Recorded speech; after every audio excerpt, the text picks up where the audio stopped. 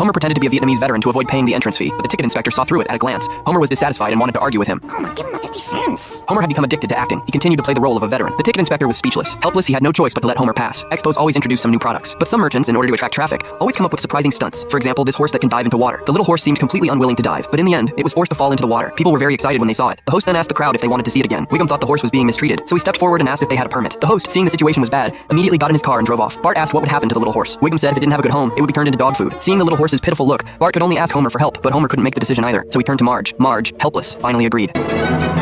Donald! When they got home, Bart named the little horse Duncan. Marge calculated that the cost of keeping a horse for a week would be $500. To save money for the family, Homer decided to let the horse fend for itself. Duncan had a talent for football. He learned it quickly, but football clearly stated that horses couldn't play. Bart noticed Duncan could run really fast. Maybe they could train him to be a racehorse. To train a racehorse, you would first need a professional trainer. Homer thought he was up for the job because he could speak horse language.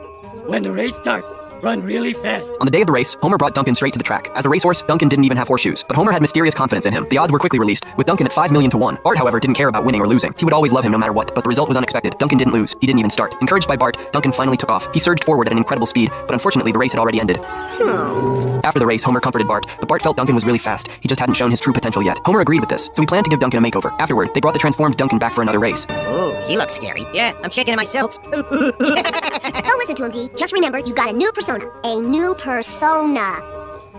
The race started, and Duncan, who was in last place, began to exert himself. He passed all the other racehorses and ultimately won the race. From then on, Duncan won every race he entered, and Homer collected many trophies. At this point, a knight invited Homer to have a beer. Homer hadn't had one in a while, so he walked in. But the next moment, he was pulled through a door. He ended up falling into a pit through a pipe. It turned out that this was the knight's territory, and they were actually a group of elves. They threatened Homer, saying that he had to lose the race, or they would eat his brain. No sooner had they finished speaking than Homer was kicked out. When Homer got home, he discussed it with Bart. Homer lied to Bart, saying Duncan was too tired. But thinking about how Duncan could live a happy life after winning the race, Homer decided they had to win. I'll deal with those murderous trolls. I'll deal with those murderous trolls. The race began, but this time, the opponents changed their tactics. They whipped Bart with a lash. Duncan couldn't bear to watch Bart being bullied, so he went straight for them. Duncan still managed to win the championship, but this completely angered the knights. They immediately fired cannons at Homer. Homer, seeing this, jumped on the horse and fled, but the knights chased him relentlessly. Fortunately, Homer was prepared. They were knocked down by Marge and Lisa using water guns. Go get me a trash bag.